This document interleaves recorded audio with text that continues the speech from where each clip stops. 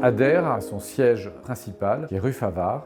C'est une maison qui a une évolution constante, qui reste une maison à taille humaine, mais qui néanmoins fait partie aujourd'hui des maisons qui comptent, importantes, et en France, mais également sur le plan international. Adair est également actionnaire de Drouot et son principal contributeur en termes de vente. On est assez fiers de ça, donc d'avoir un pied à Drouot solide, et en même temps d'avoir une activité par ailleurs, puisqu'on a également une salle des ventes qui s'appelle la salle des ventes Favard, dans laquelle nous faisons également quelques ventes.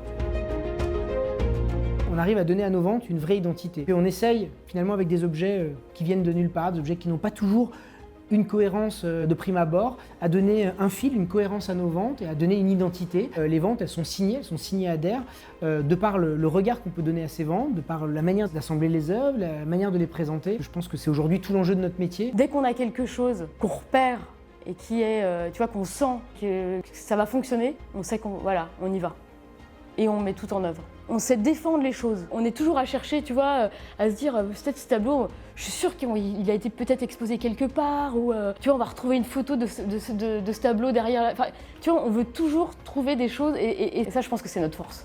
Dans la maison de vente Adair, nous représentons toutes les spécialités du domaine du fine art. Nous avons des spécialités très pointues, avec des experts qui sont extrêmement qualifiés dans ces domaines-là, et c'est une des spécificités de la maison Adair. Je suis plus spécialisé à l'étude dans les arts du XXe siècle, la partie art décoratif du XXe siècle, pour laquelle on travaille avec l'expert Emmanuel Hérault, avec qui on a développé un département depuis près de 15 ans maintenant.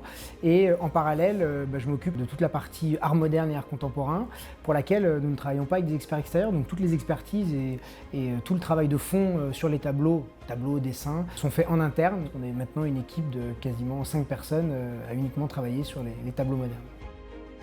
Depuis une dizaine d'années, je m'occupe du département bijoux et depuis quelques années seulement mode. On organise à peu près 4 ventes par an, 2 belles ventes cataloguées et 2 ventes intermédiaires pour pouvoir faire des sélections homogènes. Ce qui nous a permis de nous positionner depuis 6-7 ans vraiment de manière significative et pouvoir faire des belles ventes avec des beaux bijoux de la partie ancienne pour aller jusqu'à l'époque contemporaine. Les départements que je gère, ce sont les départements mobilier, objets d'art, de l'argenterie, des manuscrits. Et mon rôle là est de faire les catalogues, d'organiser la vente et de faire en sorte que tout se passe pour le mieux.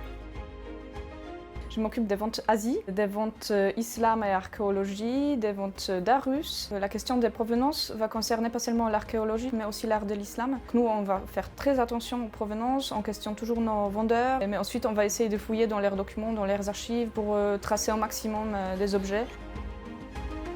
Je m'occupe de différents départements, les estampes, anciennes et modernes, le département de livres, de vin, le département judéica. En estampes, on fait à peu près 4 ventes par an. On couvre vraiment la période du XVIe à aujourd'hui, à l'époque contemporaine. En judéica, on va avoir des artistes juifs et aussi des objets de culte. On fait partie des rares maisons de vente à faire ce type de vente. Le marché de l'art est loin d'être à son apogée. C'est vraiment un domaine qui est amené à grossir, qui est amené à se diversifier. Donc je pense qu'il y a pas mal d'avenir.